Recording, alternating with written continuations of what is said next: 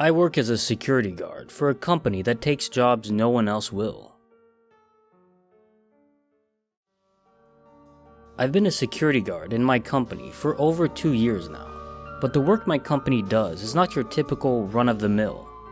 To put it simply, my company accepts jobs which no other security company will.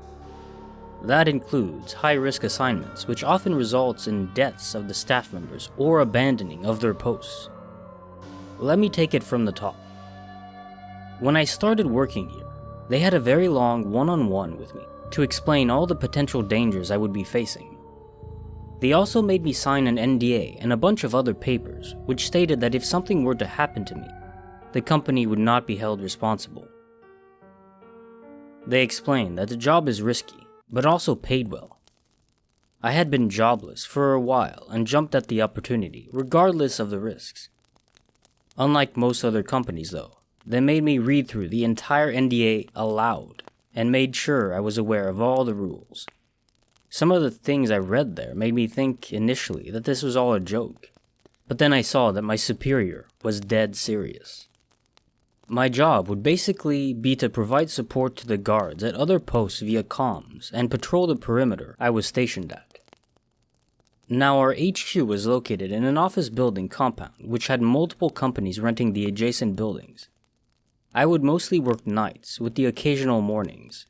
The rules were as follows. I was to do a full sweep of the compound in all offices, save for Building 4, the call center office. I was not to approach Building 4 under any circumstances, no matter what I heard from the outside. Even if I saw someone inside from the windows, I was not to engage. When I asked for more details, they refused to answer me, stating that I should simply obey their orders if I value my life. Now, people have a normal 9-to-5 job in that building, and nothing seems to be wrong during the day. When I do ask the employees about it during my morning shifts though, they all seem to either not know anything or abruptly find an excuse to end the conversation. For Building 6, the designer company, the rules were even stranger. Here's what the chief told me. In Building 6, you may sometimes run into someone, a woman to be precise. She's going to try to start a conversation with you. It is imperative that you ignore her presence at all costs. She will try to talk to you, taunt you, but she will never get in your way. An extremely important rule to remember, and I cannot stress this enough, is that if you see her in the building, don't run or exit the building before finishing your sweep. Trust me, she'll know. Do the sweep as you normally would. Check every room and then quietly exit, ignoring her all the way. She will become increasingly agitated and violent, might even try to startle you, tell you there's something behind you in a very convincing manner. Just ignore her. If you don't, well, you don't want to know what happened to the last guard. I've since encountered the woman once, and it was a grueling and agonizing experience I would rather not talk about. Another rule I had to remember was not opening the gate between the hours of 10 p.m. and 7 a.m. The chief said that under no circumstances am I to open the gate, even if the next guard comes 5 minutes earlier to relieve me of duty. The gate has to remain closed. That brings me to the experience I had once. It was about 6 months after I started working and the sun was almost already up. I heard knocking on the gate, and when I went out, I saw through the gate the silhouette of my coworker. "Hey, mind opening the gate?" he asked. As I approached and put my keys into the keyhole, my phone started ringing. I answered it without even looking at the caller, but when I heard the voice, my blood froze. It was my coworker. "Hey, I'm gonna be late, 30 minutes today. Sorry, man." I hung up and just realized it was 6:50 a.m. I stared at the silhouette on the other side of the gate, who suddenly started banging on the door, demanding to be let in, stating he had lost his cell phone and he was the real coworker. I retreated to the guardhouse and waited for what seemed like forever until the banging stopped. In reality, it only lasted until 7 a.m. Those were all the rules I had to follow on my own post, and most of the time it's uneventful. However, I've heard stories from other coworkers.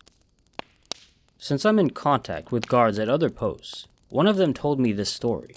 He worked as a guard in a residential building, and one night an old man who lived there called him to come to his apartment. He didn't explain what was wrong, just told him to go there, so he did. When he reached the apartment, the wife of the old man was crying, stating that her husband was dead. The guard tried convincing her that her man was very much alive and had, in fact, brought him there. But then he turned around. The old man was gone. It was then that he saw the old man's dead body in his chair, near his sobbing wife. He quit the same night. Another creepy thing that happened was on a farmstead which our company has guards posted on. A guy by the name of Jeff who worked there told me about his own experience, which made him run away from his post in the middle of the night. So apparently, the farm was empty at that time since it needed some stuff built first. But his duty was to basically patrol circles around the farm and make sure there were no squatters or vandals. So one night, as he's walking around, he hears someone calling his name in a playful tone. He dismisses it as his imagination at first, but when it reoccurs, he asks who's there and demands they show up with their hands in the air. Now I haven't seen this so I can't guarantee anything, but Jeff swears it's true. He says all of a sudden, out of the crops, a man just stands up. The top of the crops reaches to his waist, which was technically impossible, because the crops themselves were taller than Jeff, and he's a pretty tall guy. But the man grins at Jeff and continues calling his name playfully, as if he's still hiding from him. Needless to say, Jeff didn't stick around to see what the fuck that guy wanted. When he reported it to HQ, they said there were sightings of that man in the past, always calling the names of the guards, but never really doing anything harmful. The final thing I'll share with you here is my experience when I was stationed at a hospital for 1 month. It was a private clinic of some sorts, and my job was to basically monitor the camera feed. Camera 3 was off though, and when I asked why, they told me to keep it that way and never turned it on. They also said that from time to time I may see a person on the feed which covered the outside of the security office, and that he would just be standing there, facing the door. I was to remain in my office when that happened, and not glance at the door. He would usually disappear after 30 minutes or so. Patrolling was strictly forbidden between the hours of 3 AM and 6 AM. Money is one of the reasons why I haven't quit so far, and the dangers aren't that bad once you get used to them and you know what you're doing. And plus, getting stationed at different posts keeps the job adventurous and dynamic. If you lack any special talents or qualifications like me, this job is perfect for you. This is Kinetic Symphony. If you've enjoyed this narrated story, please subscribe and like the video to help me grow. Thank you.